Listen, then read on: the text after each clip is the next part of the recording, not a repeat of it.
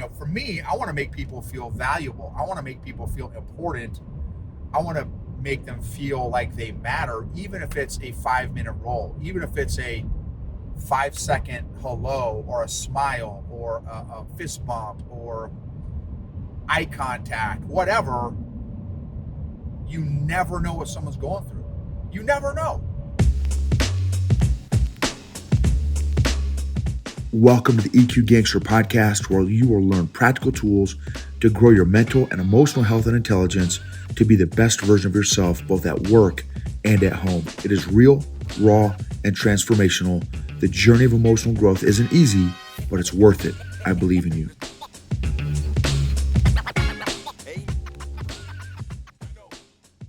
EQ Gangsters. So for those of y'all that are on YouTube, you can see my beard fro.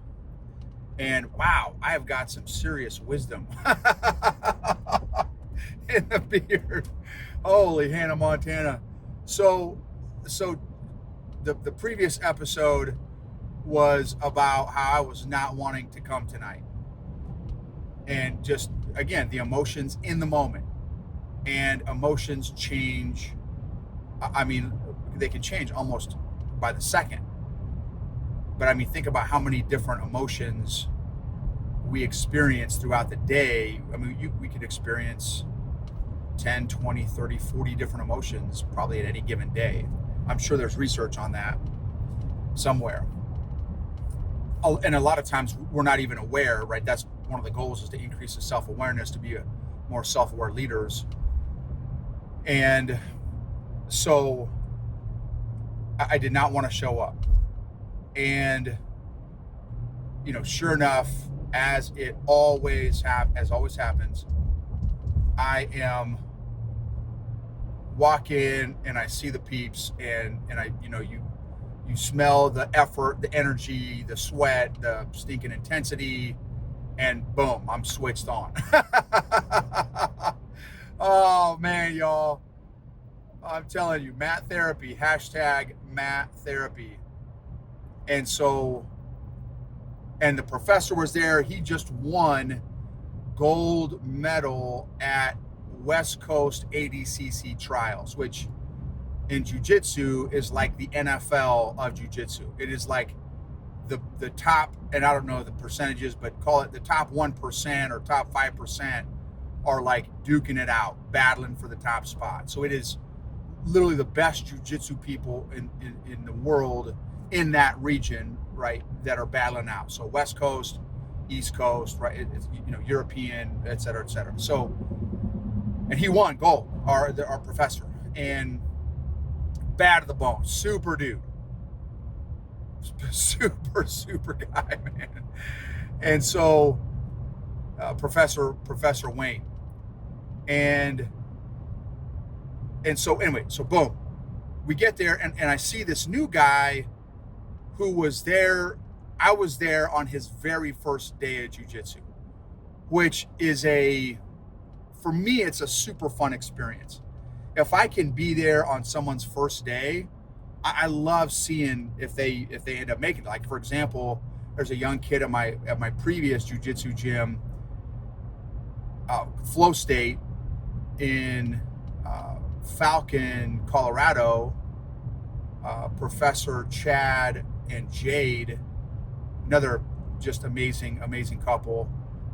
I was there for the first day of this young kid, teenage kid who was bullied, high school kid, sophomore at the time, bullied. It was day one, and comes in kind of droopy, he was kind of little skinny guy, droopy, and his name is Carter. Well, fast forward a year and a half now, and that joker is a blue belt. Confident, swag. He's himself. He feels comfortable and confident being himself. He is so comfortable and confident now that he started his own podcast. Like, legit started his own podcast. And his name's Carter. And man, I'm telling you, I got emotional when he did his first tournament. I got emotional when he got his blue belt, and I wasn't even there for it. We had already started going to a different gym, but we're in the transition time of going to a different gym, and because we had moved, and so he got his blue belt, and just the greatest kid ever. And I got to be there for it, for that whole transformation of caterpillar to butterfly. Apologize for the cheesy analogy, but that's, I mean, legit, man. This guy's an assassin now on the mats. And so tonight, this guy, big guy, I mean, as big as me, but he's 25 years younger than me. He's like probably 25 years old, and I was there for his day one, and so now this is probably his first or second weekend.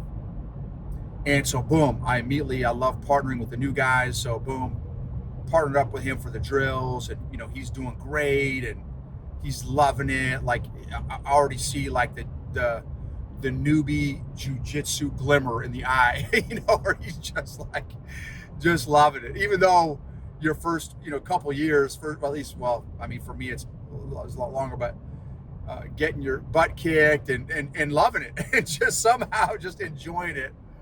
And so in a weird way. And then so his name is Big Chase, and again, super dude. And then another buddy of mine, young kid, he's probably 22, 23, and 6'1", 280. This guy, man, he is a beast. His name is Judd. And it's funny. So boom. So we did our, all the drills, and now it's time to roll, get our rounds in, and 5-minute rounds today. And so the first live roll I did was with Chase, the new guy. So I'm, trying to help him out while we're rolling a little bit. And, so I'm just trying to kind of coach him along here, because again, he's his first week. So he's not even sure what to do, which again, I remember being that way for the first 6 months to a year. Like, dude, I have no idea what's happening right now. I'm just going to hug you very tightly. So boom, that was my first roll. Well, my second roll, and there's a lot of people in class tonight. A lot of people in class tonight, and you kind of get to pick who you want to roll with, or someone will kind of come find you. Nobody goes and seeks out the big guys. Nobody does. So as a big guy, you have to initiate, because big guys it sucks rolling with big guys. It's just no fun, especially when they semi know what they're doing. It's really no fun. And so that shout out to John Roy, who was my one of my most recent big guy kind of coaches at one of my first gym in Colorado, Prime, and then he's went to started another gym called Tabs. And John Roy, and not even as big as me, but much stronger than me. He's 210, but felt like 350, because he knew how to use his body. And so, and the thing is, I would seek him out because I loved the pain. Because if I could endure his pain that he would love to impose on me, I could handle anybody's pain. Because nobody could do pressure like John. Nobody. I mean, nobody that I rolled with could do pressure like him. And so that was his size. And so anyway, so again, everyone avoids big guys.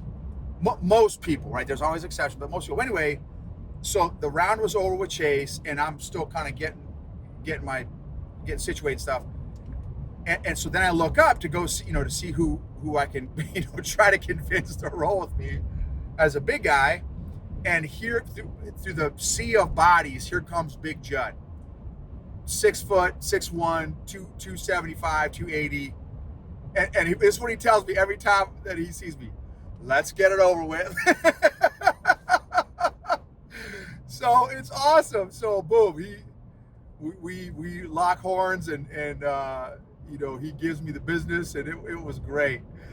But think about it from a mindset standpoint, right? He leans into his discomfort.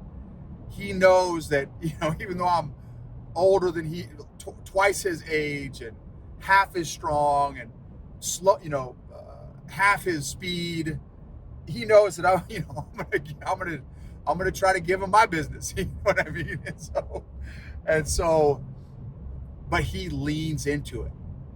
So the lesson is, right, is like, well, man, how often do I look at my opponent, my discomfort, my uncomfortableness, my unpleasantness, and like, let's get this over with. Let's freaking roll. Let's do this.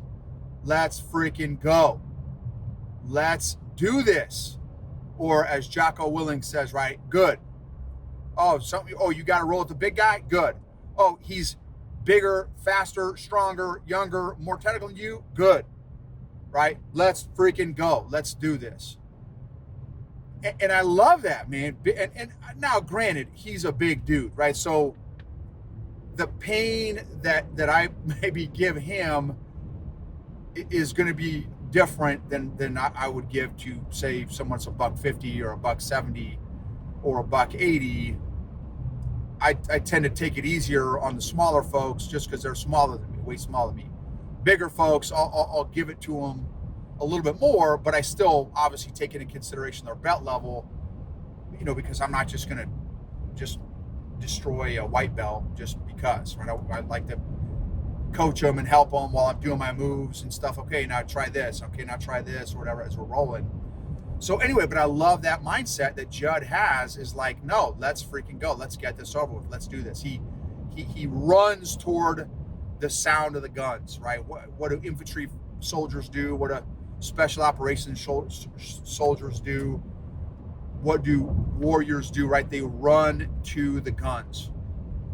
And I'm exaggerating. Get the concept, right? Is that you do that in every tactical scenario, but just get the concept, right? They don't run away from adversity. They prep and train for adversity for that reason, so they can be ready for it, right? And I would argue that Judd, if he can handle my pressure, right, then he can handle just about anybody's pressure in the gym, because that's like my game, right? I'm not very good in most of jiu-jitsu. 98% of jiu-jitsu I'm not good at, but pressure I am decent at, and I can definitely get better, but I'm decent at it so far. Well, then here's my second lesson from my third roll. And that's this lady. She's a purple belt. And she also went to ADCC, and she actually rolled against Jocko Willink's daughter, who I think is also a purple belt. And so I just met her last week, was the first time. So I literally watched her on TV roll with Jocko Willink's daughter on YouTube, because I get all these jiu-jitsu videos that pop up. Well, ADCC West Coast Trials popped up, and so I'm watching the video. I'm like, oh, Jocko Willink's daughter. I'm like, oh, I think that's the lady who's at the new gym that I'm at. And so sure enough, I'm like, so boom. So I met her last week. I'm like, hey, you're like, famous. I just watched you on TV. And she's like, oh, hey, it's great to meet you. Anyway, so boom, she comes up. Hey, let's roll. Well, she is a like fireball of energy, right? And I have two speeds, either 100 miles an hour or very slow, 5 miles an hour, or I'm asleep, but not a whole lot of in between. It's I've got pretty decent extremes. This lady, I'm telling, like, Energizer Bunny level energy. She literally during the warm-ups like laps me. Like I'm not just the last one to finish the drills, because they're all younger, faster, or whatever, better shape than me. She literally laps me, and like and then when she's waiting to do the exercise, she's like jumping up and down in between, like crazy energy, right? Well, what's fascinating, this is fascinating, is it's like potential and kinetic energy or something like that. And here's my physics lesson that I don't know about, but just get the concept. So bundle of energy. I'm like, oh, hey, so good to see you. And got this great big giant smile, full of energy, and boom, we bump knuckles, right? And we start to roll. And like, it was so fascinating. I literally felt her energy immediately go into business mode and focus mode and controlled aggression, right? She wasn't aggressive. I mean,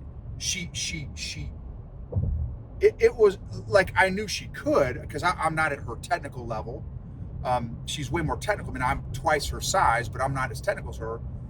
But like, I could, like, she took all that bundle of energy that, she is just bebopping around, full of energy, and is like, it was such a fascinating experience to roll with someone like that, who then all of a sudden like focused all her energy almost like into a laser, like a controlled laser beam to do the roll with me. And I'm like, oh wow, it was really cool.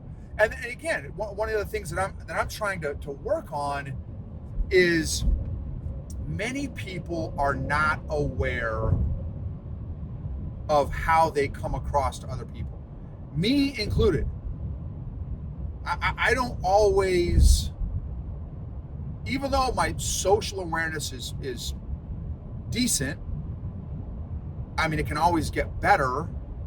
In fact, I had a massive failure of social awareness actually yesterday, but that's for another episode.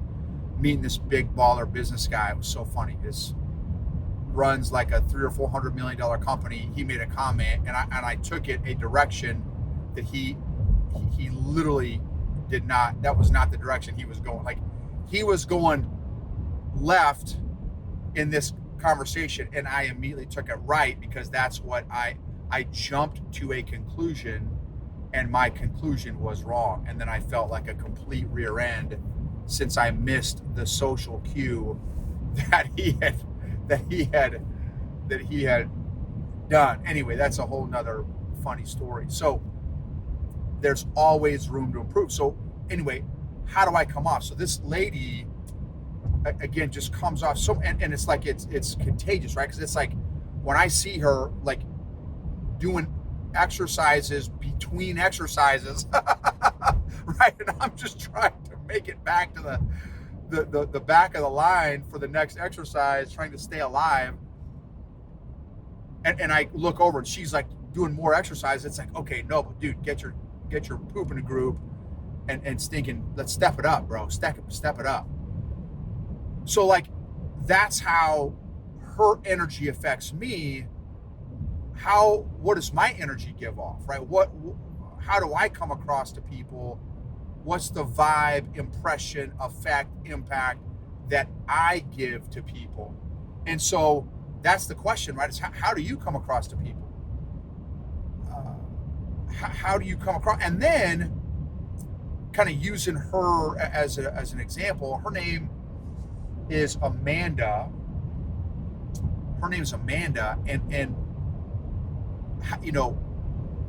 what happens to my energy when I connect with somebody? It was just such a fascinating to experience her energy, to kind of go external to internal in a second or two after that fist bump, and we start rolling. It was super, super cool experience.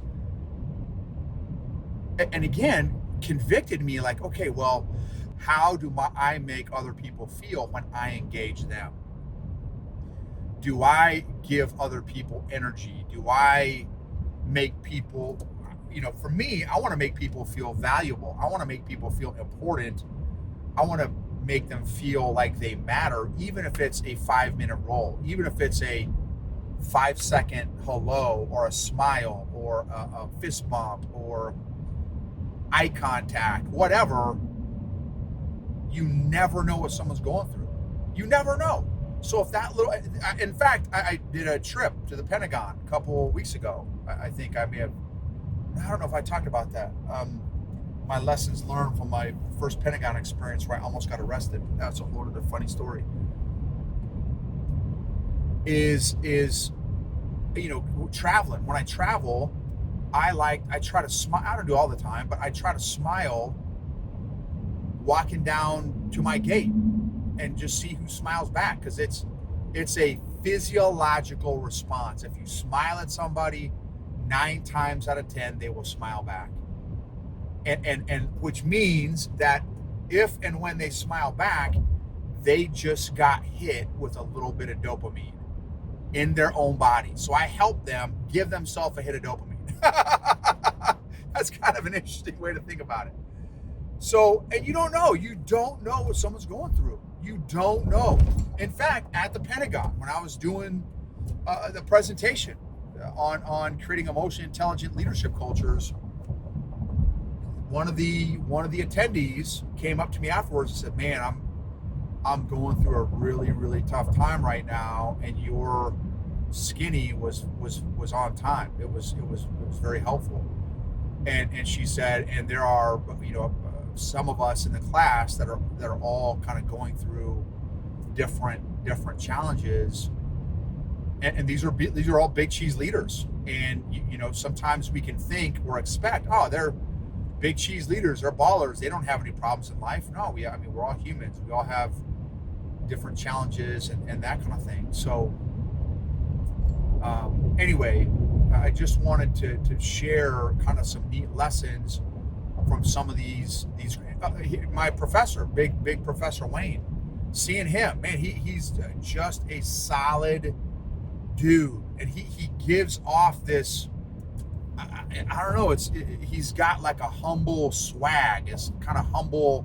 I mean, because he's got the benefit of knowing he could literally beat up anybody that walks in the room in his gym, right?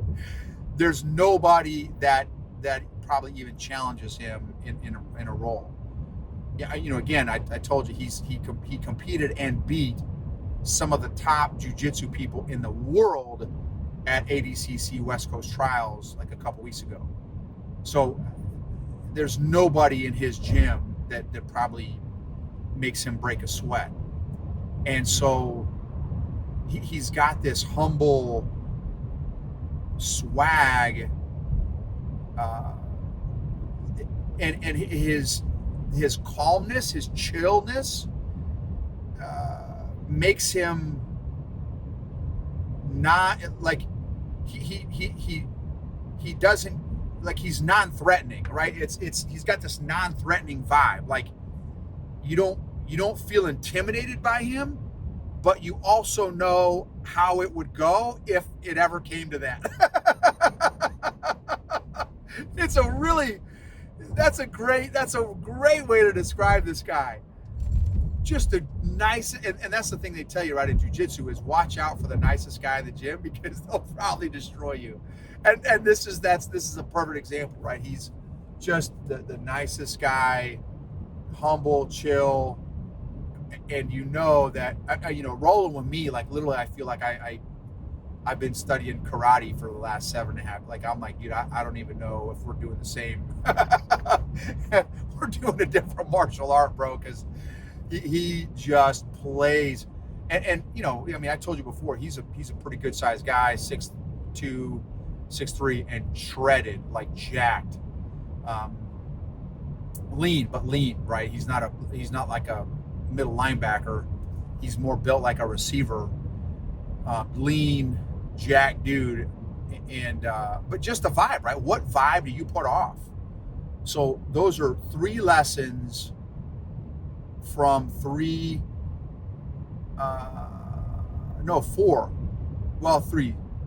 And I'll give you Chase. Here's my lesson from Chase, which I appreciate about new people, well, not all new people, but Chase in this example, and Carter too, is they even though starting jiu-jitsu can be an incredibly uncomfortable experience, Chase kept showing up.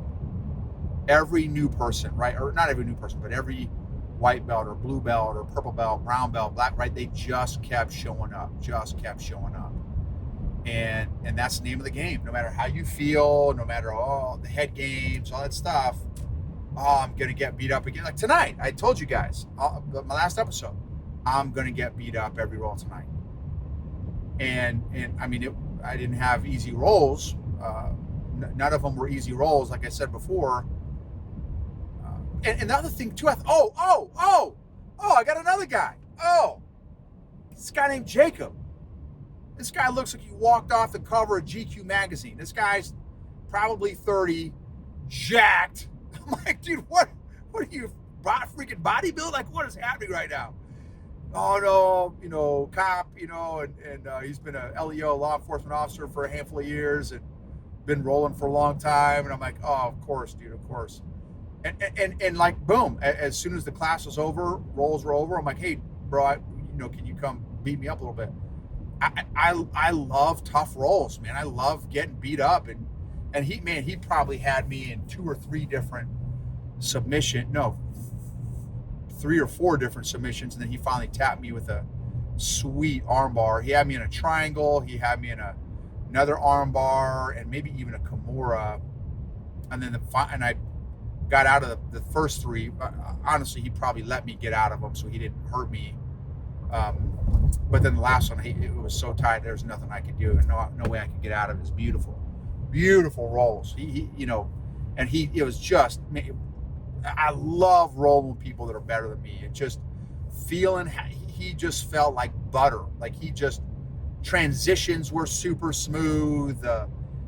It's not sloppy. It was tight. It was crisp. Each move was intentional, and that's how you can tell someone's level of mastery.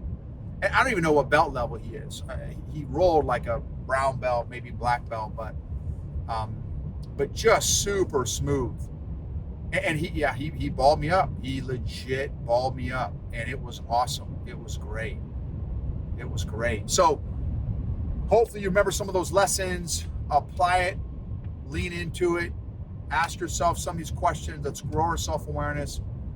Let's grow our self-management skills. Let's apply this stuff in an intentional emotional fitness program.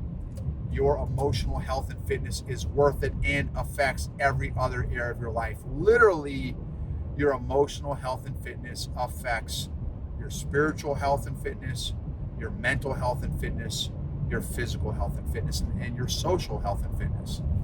So thank you for being a part of this journey. Thank you for rating, reviewing, subscribing, sharing. If there's a particular episode that resonated, really appreciate you sharing that with maybe a friend or colleague that it might resonate with as well.